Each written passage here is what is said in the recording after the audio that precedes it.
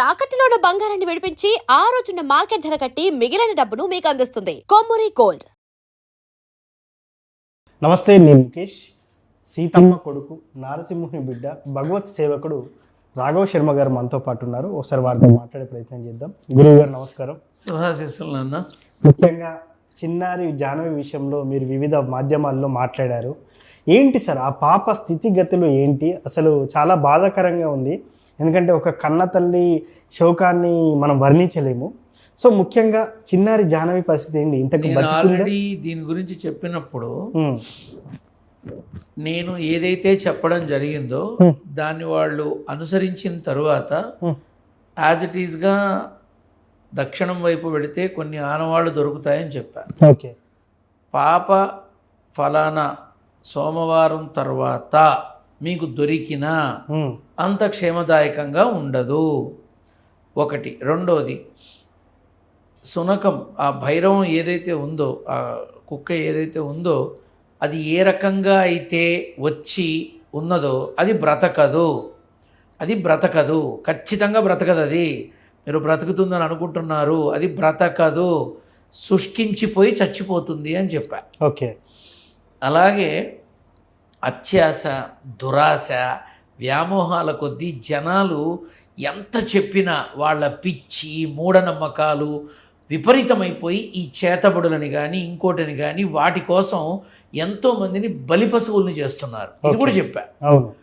అప్పుడు నేను చెప్పిన విధంగా తర్వాత వీళ్ళు నాకు తెలియపరిచింది ఏంటంటే, ఇట్లా మీరు అన్నట్టు అటువైపు వెళితే ఏవో బొమ్మలు దొరికాయని, ఏవో సమ్ తాళ్ళు దొరికాయని, ఏదో సమ్ పెట్టుకునేవి దొరికాయని రకరకాలుగా చెప్పుకుంటూ వచ్చారు. ఓకే. అలాగే ఆ కుక్క కూడా వచ్చిన 3-4 రోజులకి రకరకాలుగా ప్రవర్తిస్తూ చచ్చిపోయింది. అవును. అప్పుడు నేను మళ్ళీ అడిగితే చెప్పా, కుక్కని కనుక పోస్ట్ మార్టం చేస్తే దాని కడుపులో కొన్ని పదార్థాలు విషపూరితమైనవి ద్రావకాలు దొరుకుతాయి మీకు అని కూడా చెప్పా. ఓకే. రిపోర్ట్ కూడా అదే వచ్చిందిట. ఓకే. ఇక్కడ విషయం ఏంటంటే, ఇప్పుడు పాపని ఈ మధ్య 2-3 రోజులుగా చూస్తున్నాను. నేను చెప్పిన తర్వాత చాలామంది దక్షిణం దక్షిణం దక్షిణం మొదలుపెట్టారు. ఈ జ్యోతిష శిఖామణులు, జ్యోతిష పండితులు వాళ్ళు ఏ రకంగా చెప్పారో నాకు తెలియదు. ఒకళ్ళు 320 కిలోమీటర్లని, ఒకళ్ళు 400ని, ఇలా రకరకాలుగా చెప్పుకుంటూ వచ్చారు. పాప అంత దూరం వెళ్ళలేదు, అస్సలు వెళ్ళలేదు. పాపని తీసుకెళ్ళడం జరిగింది. అక్కడ మీకు ఆనవాళ్ళు ఏవైతే ఉన్నాయో ఖచ్చితంగా ఆ పాదముద్రలు పాపవి, పసిపాపవి 200 మీటర్ల వరకు మాత్రమే ఉంటాయి. గమనిస్తే 200 మీటర్ల వరకు మాత్రమే ఉంటాయి. అక్కడ చూసుకోవచ్చు ఎవరైనా. ఇక్కడ రీసెంట్గా జంతువులు ఎత్తికెళ్ళాయి, కొండ చిలువ మింగేసింది, ఆ రకంగా జరిగింది, ఈ రకంగా జరిగిందని రకరకాలుగా మాట్లాడుతున్నారు. ఇన్ని రోజుల్లో ఒక కొండ చిలువ కానీ, ఒక పాము అయితే కాటేస్తుంది, వదిలేస్తుంది కదా, కొండ చిలువ మింగుతుంది. కొండ చిలువ మింగితే కొండ చిలువ లాంటి సర్పరాజాలకి ఏంటంటే, అవి తిన్న తర్వాత ఆ శరీరానికి సంబంధించిన వస్తువులు కానీ బట్టలు కానీ ఏమన్నా ఉంటే అవి ఉమ్మేస్తాయి. ఒక కొండ చిలువ ఏదన్నా ఒక మేకనో గొర్రెనో ఇట్లాంటి వాటిని తిన్నప్పుడు ఆ కొండ చిలువ వెళ్ళి చెట్టుకి చుట్టుకుంటాయి. ఎందుకని? లోపల ఉన్న ఎముకలకి సంబంధించిన ఏవైతే ఉంటాయో అవి విరిగిపోయి పొడిగా చూర్ణం అవ్వడం కోసం అలా చుట్టుకొని ఉంటాయి. ఏదైనా పదార్థాలు, ఇప్పుడు మేకలైనా ఇంకోటైనా, వాటికి సంబంధించినవి ఉమ్మేస్తాయి. ఈ వస్త్రాలు ఇవి మింగవు, ఉమ్మేస్తాయి. ఇది కొండ చిలువకి సంబంధించిన సారాంశం, ఎవరైనా ఎంక్వైరీ చేసుకోవచ్చు. కానీ అవి దొరికాయా? సో నేను ఆనాడు చెప్పాను, పాపకి సంబంధించి ఆనవాళ్ళు ఏవైతే ఉన్నాయో అటువైపే కాస్త గమనిస్తూ పోతే,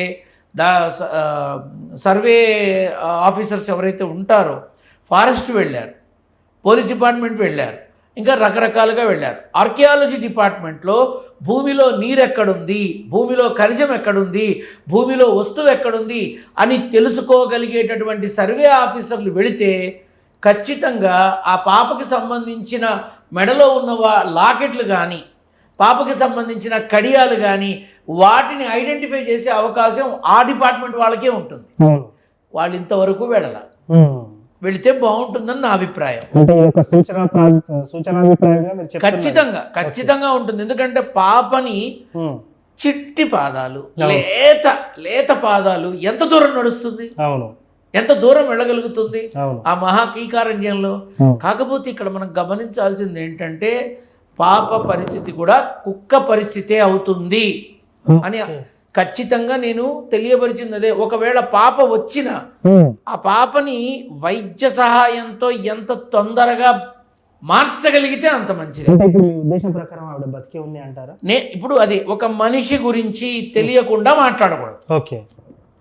వాడు చేస్తాడు. ఈ మధ్య కొంతమంది చూశారు, ఉమ్, వీళ్ళు వీళ్ళు సూసైడ్ చేసుకుంటాడు, వాడు చచ్చిపోతాడు, వాడికి ఆయుష్ లేదని కొంతమంది మన మాధ్యమాల్లో మహామహులు చాలామంది మాట్లాడుతున్నారు.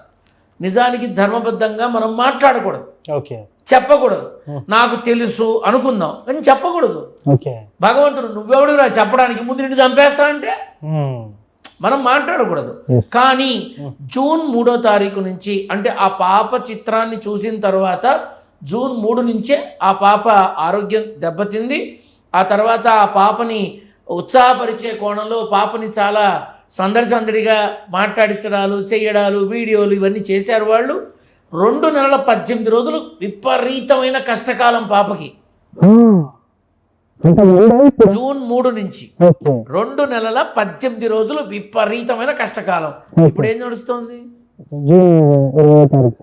కదా. సో ఇప్పుడు ఏంటంటే పాప మనిషిగా మనం కోరుకోవాల్సింది క్షేమంగా రావాలని. ఆ క్షేమంగా వచ్చినప్పుడు ఆ పాపని ఎంత తొందరగా వైద్య సహాయాన్ని అందించగలిగితే కొంచెం ఆస్కారం ఉంటుంది. కానీ ఆస్కారం లేదు, కష్టకాలం నడుస్తుంది. వాడెవడో వచ్చి నేను పాపం తీసుకొచ్చేస్తా గాల్లో నుంచి, నేను ఏదో తెమ్మప్ప. మరి అటువంటిప్పుడు వీళ్ళంతా చాలా మంది ఉన్నారుగా, వాళ్ళందరినీ ఎందుకు కనిపెట్టట్లా? కనబడటం లేదు అని యాడ్లు ఇచ్చి టీవీల్లో పెట్టి, పేపర్లో పెట్టి, పోలీస్ స్టేషన్ రికార్డ్స్లో పెట్టి ఇంత జరుగుతోంది కదా. మరి వీళ్ళంతా వెళ్ళి ఎందుకు చెప్పట్లా? ఎవరెక్కడున్నారో ఎందుకు చెప్పట్లా? సో దయచేసి ప్రజలని మభ్యపెట్టే విధంగా మనం మాట్లాడకూడదు. నారసింహుడి అనుజ్ఞతో ఆ రోజు చెప్పా, దక్షిణం వైపు వెళితే ఆనవాళ్ళు దొరుకుతాయి అని.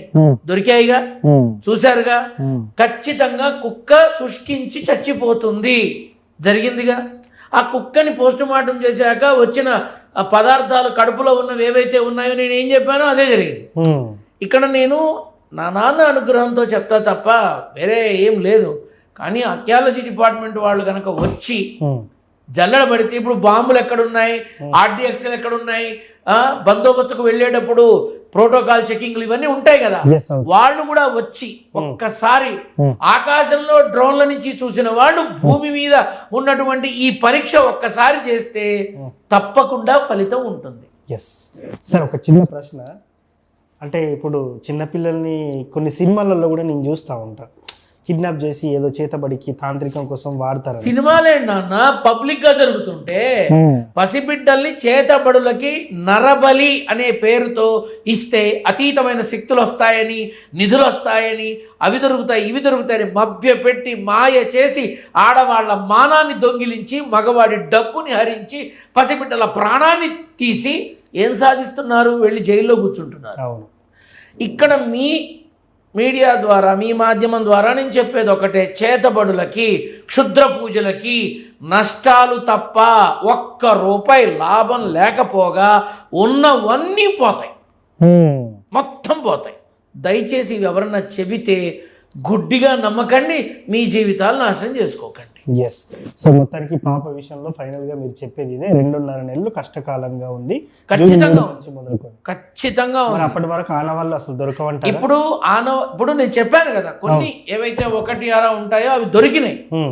అయితే ఇక్కడ విషయం ఏంటంటే, రీసెంట్ గా ఒక బొమ్మ దొరికింది కంచె దగ్గర అని అన్నారు. It was created, it was not original. అది పూర్తిగా పక్కదోవ పట్టించే ప్రయత్నంలో చేసిన పనే అని నేను అంటాను. ఎందుకంటే పాప నడిచి వెళుతున్న వీడియోలో ఆ బొమ్మలు లేవు, ఆ బొమ్మలు లేవు. ఆ పాపని కేవలం 200 మీటర్ల తర్వాత గమనిస్తే ఖచ్చితంగా మీకు కొన్ని అక్కడ ఆనవాళ్ళు దొరికి తీరుతాయి. అక్కడ ఉన్నవారందరికీ నా యొక్క సలహా అదే, ఎక్కడెక్కడో వెతుకుతున్నారు, అక్కడ వెతకండి.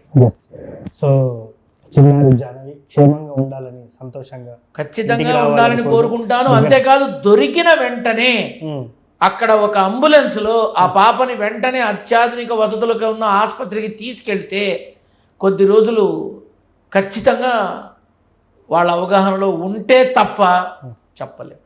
అది థ్యాంక్ యూ సార్. శుభం పోయారు.